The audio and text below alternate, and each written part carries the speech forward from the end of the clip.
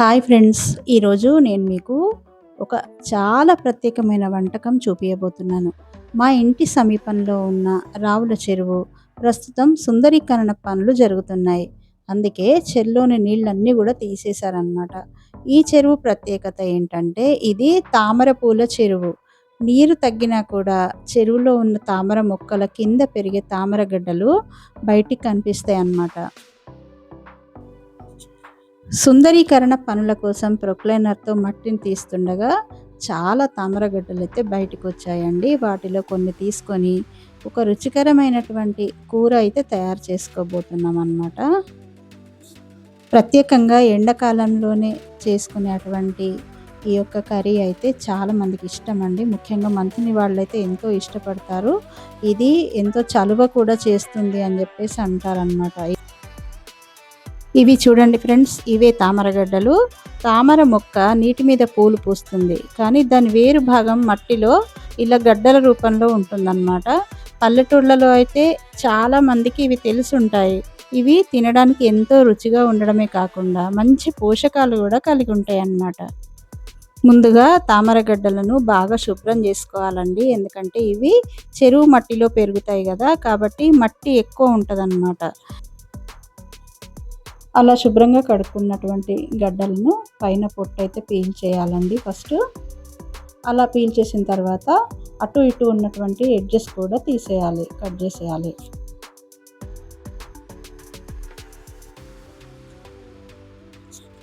అలా అన్ని గడ్డలు పొట్టు తీసుకున్న తర్వాత వాటి ఎడ్జెస్ అన్ని కట్ చేసిన తర్వాత ఇదిగోండి ఇట్లా చిన్న చిన్న ముక్కలుగా కట్ చేయాలన్నమాట. సన్నగా చక్రాల్లాగా కట్ చేసుకోవాలి ముక్కలన్నీ కూడా. అలా కట్ చేసినాక కూడా మళ్ళీ ఒకసారి కడిగామండి మేము. కడిగినటువంటి ముక్కలన్నీ కూడా ఇట్లా కుక్కర్లోకి తీసుకోవాలి. తీసుకున్న తర్వాత ఇందులో ఆ ముక్కలు మునిగేంత వరకు కూడా నీళ్లు పోసుకోవాలండి. చూసారా, ముక్కలు మునిగేంత వరకు నీళ్లు పోసుకొని కుక్కర్ మూత పెట్టి విజిల్ పెట్టి దాన్ని పొయ్యి మీద పెట్టుకోవాలి.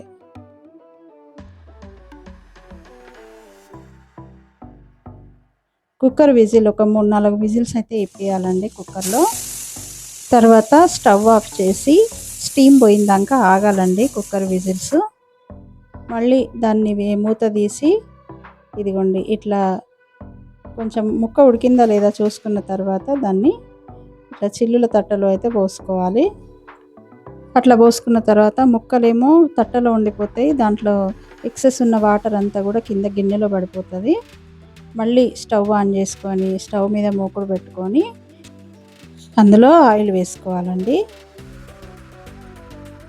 ఆయిల్ వేసుకొని వేడైన తర్వాత అందులో ఆవాలు, అలాగే కొద్దిగా మెంతి పిండి వేసాను నేను, కొంచెం జీలకర్ర, కరివేపాకు వేసుకున్న తర్వాత ఈ ముక్కలన్నీ కూడా వేసాను. అలాగే ఒక 2 స్పూన్ల పసుపు, అలాగే ఒక 2 స్పూన్ల కారం, ఇంకా రుచికి సరిపడా ఉప్పు వేసిన తర్వాత కొద్దిగా ధనియాల పొడి కూడా వేసానండి. ఇలా చక్కగా మొత్తం కలుపుకొని మూత పెట్టుకోవాలి పైన. కొద్దిగా మగ్గిన తర్వాత చూస్తే మొత్తం మంచిగా ఇట్లా కలర్ఫుల్గా రెడీ అయింది చూడండి కూర అయితే. ఇప్పుడు మనం నానబెట్టుకున్నటువంటి చింతపండు పులుసు, అలాగే కొద్దిగా బెల్లం మనం కూర దించే ముందు వేసుకోవాలన్నమాట. ఇవి వేసాక కూడా మళ్ళీ ఒకసారి మూత పెట్టాను. మూత పెట్టి మంచిగా చింతపండు పులుసు, బెల్లం, ఉప్పు, కారం అన్నీ ముక్కలకు పట్టిన తర్వాత ఇదిగోండి చూడండి కూర అయితే రెడీ అయిపోయింది.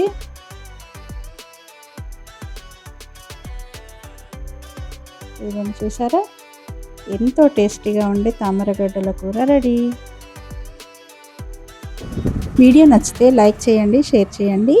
ఇలాంటి మంచి మంచి వీడియోస్ కోసం నా ఛానల్ని సబ్స్క్రైబ్ చేసుకోండి. Thank you for watching.